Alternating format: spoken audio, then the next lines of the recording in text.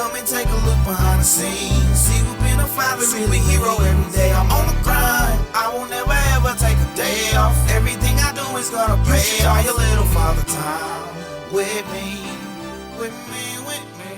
You should try your I think little it's kind of father bullshit, time. but he's your dad. He has he has opinions that he's entitled to. How did you feel, or do you feel like talking about that, or letting people know what I'm talking about? We can get into it. Yeah. This is, it's all relevant shit because, like we say, like I'm outwardly pushing for fatherhood, but I've also been on the receiving end of fatherhood, as you have been as well. So, this all goes into who we are as men, who we are as fathers, and all that shit.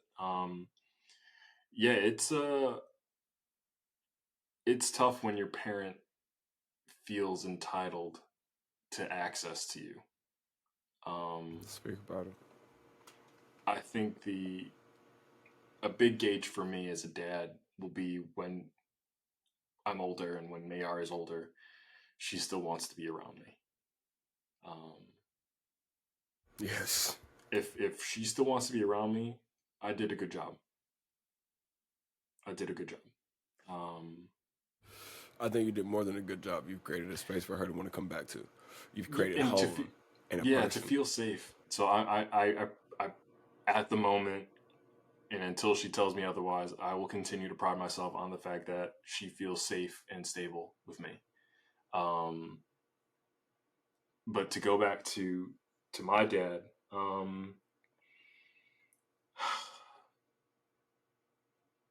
it's unfortunate he tells me he doesn't have time to watch the show. That hurts to hear. I mean, we talk about it, nigga. All I ever wanted was to be told I was good enough. Yep. And even as an adult, he's trying to tell me that I'm not, when I know I am.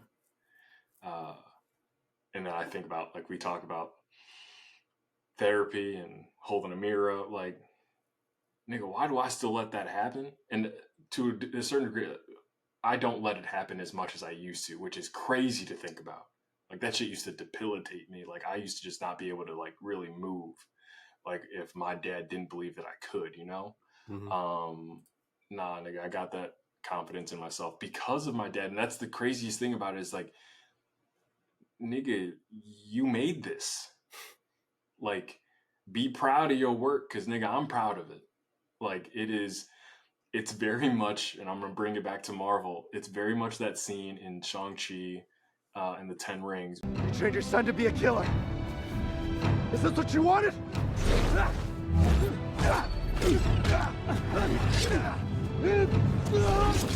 Where he's like, is this what you want? Is this the killer that you wanted? Because that's what you got. Like, I'm like, Dad, you raised me to speak my mind and to stand up for myself. And that applies to you, bro. Talk about it. I think that's probably been the biggest thing that my dad has yet to come to terms with. I can't say that he has or hasn't, because when we talk, we're both talking in circles. And this is not me. And this is the thing why I didn't think about talking about it, was he thinks I dog him on this show. No, that's why you do talk about it, because we don't. I really OG. don't. I really don't, bro.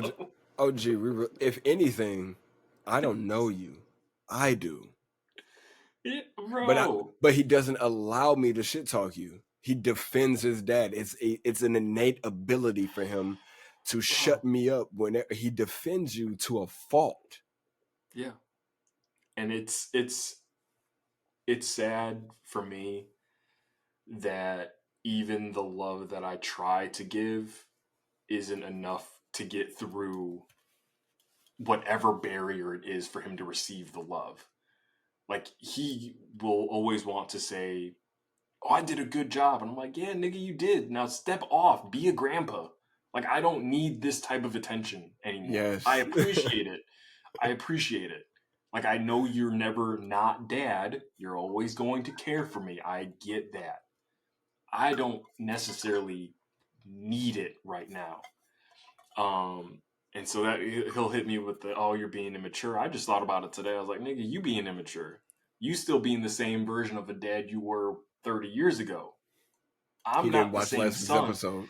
Exactly. I am not the same kid I was 30 years ago. Yeah, and you're supposed to think I'm immature. Nigga, you 30 years older than me. We have nothing in common, bitch. You are immature. You saying that like your parents need to be the parent that you need now and not the parent that they think that you need. I love Darlene to death. That's one of her biggest issues. And she kind of just had that saying to me over the phone in our last conversation. She was like, I don't want you to be mad at me. I'm trying to like respect your boundaries, but like I'm still mom. And I'm like, I get that. Like I get that you are never not mom. Never. Like I will have that same feeling that my mom has for me, for my daughter when she's older. She does the same shit. You know what I'm saying? She does the same exact thing. And I'm like, I didn't tell her this over the phone, but she's one of our biggest fans, so she watches. So if she sees it, she'll understand, or she'll call me, be mad at me, whatever the case may be. We'll live with that. But she said over the phone, like, I know when you call me, like, you don't have it, and like that's why you're calling me. It's like, no. I'm calling you because I have called my wife about it. I've called my best friend about it. I've talked to my therapist about it. I've hashed it out with at least 2 people in the chair. All of them, no disrespect, mama, have come before me calling and reaching out to you. And this specific incident that I'm speaking of is one morning, dog, I woke up mad sad, nigga. I woke up and like crying, like damn near felt like just like I was like in the like I just needed to like let out. Like it just builds all the way up and you just need to release some shit. So like I was listening to fucking like sad ass music, like crying that shit out. Like videos that I was watching were like in the realm of like continuously like me falling into like a sad trend. I was like, what the fuck is going on? Literally how I felt.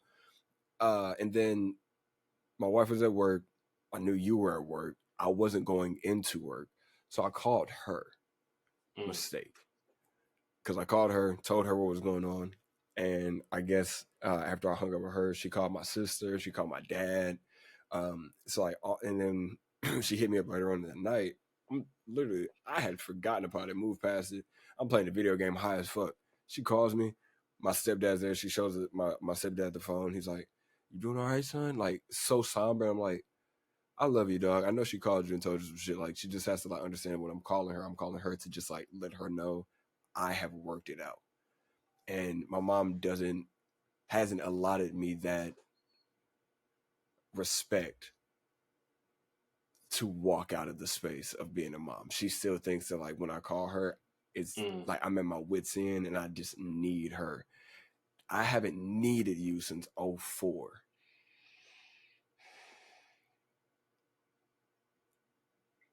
I'm 35 years old, mathematically 2004, I was 13 or 14 years old. I have not needed you since then. And that's like a respect thing because you did a good job. You should see that as like you done a good fucking job. Hands off now, motherfucker. Let the car drive itself. Enjoy the fruits of your labor. Yes. Yes, you should be proud of this. Yeah. If you really thought you did a good job, you'd be okay with letting the reins go. You would fucking just be a grandpa. I say that obviously to my, I would say that. You would be a grandpa.